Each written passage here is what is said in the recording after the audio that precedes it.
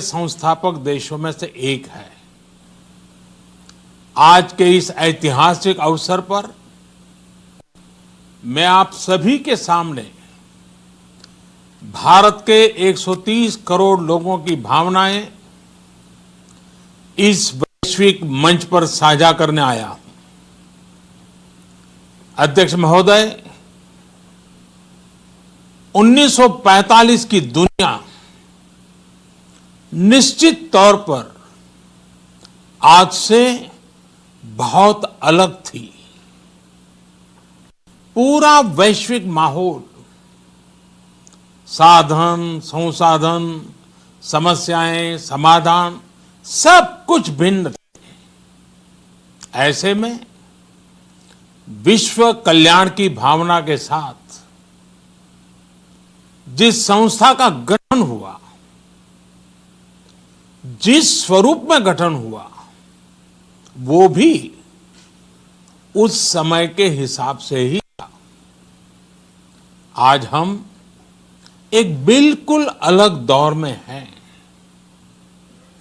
21वीं सदी में हमारे वर्तमान की,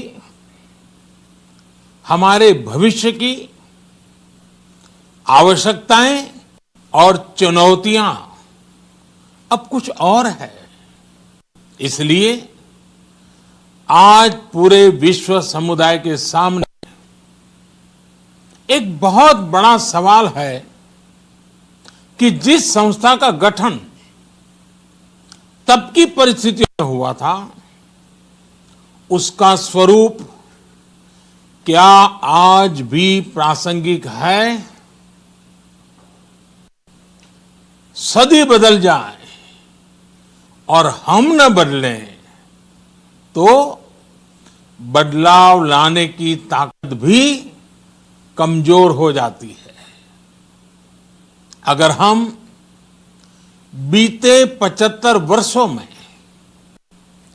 संयुक्त राष्ट्र की उपलब्धियों का मूल्यांकन करें तो अनेक उपलब्धियां दिखाई देती हैं, लेकिन इसके साथ ही अनेक ऐसे उदाहरण भी हैं जो संयुक्त राष्ट्र के सामने गंभीर आत्ममंथन की आवश्यकता खड़ी करते हैं। ये बात सही है कि कहने को तो तीसरा विश्व युद्ध नहीं हुआ, लेकिन इस बात को नकार नहीं सकते कि अनेकों युद्ध हुए,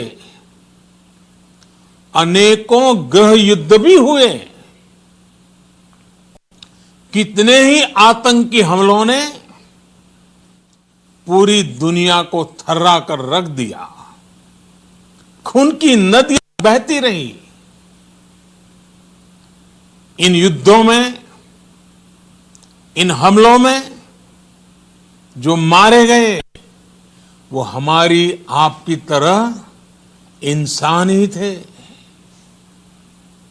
वो लाखों मासूम बच्चे जिन्हें दुनिया पर छा जाना था, वो दुनिया छोड़कर चले गए। कितने ही लोगों को अपने जीवन भर की पूंजी गंवानी पड़ी, अपने सपनों का घर छोड़ना पड़ा। उस समय और आज भी संयुक्त राष्ट्र के प्रयास क्या पर्याप्त थे? पिछले 8-9 महीने से पूरा विश्व कोरोना वैश्विक महामारी से संघर्ष कर रहा है। इस वैश्विक महामारी से निपटने के प्रयासों में संयुक्त राष्ट्र कहां है? एक प्रभावशाली रिस्पांस कहां है? अध्यक्ष महोदय, संयुक्त राष्ट्र की प्रतिक्रियाओं में बदलाव, व्यवस्थाओं में बदलाव, स्वरूप में बदलाव आज समय की मांग है। संयुक्त राष्ट्र का भारत में जो सम्मान है, भारत के 130 करोड़ से ज्यादा लोगों का इस वैश्विक संस्था पर जो अटूट विश्वास है, वो आपको बहुत कम देशों में मिलेगा। लेकिन ये भी उतनी ही बड़ी सच्चाई है कि भारत के लोग संयुक्त राष्ट्र के रिफॉर्म को लेकर जो प्रोसेस चल रहा है, उसके पूरा होने का बहुत लंबे समय से इंतजार कर रहे हैं।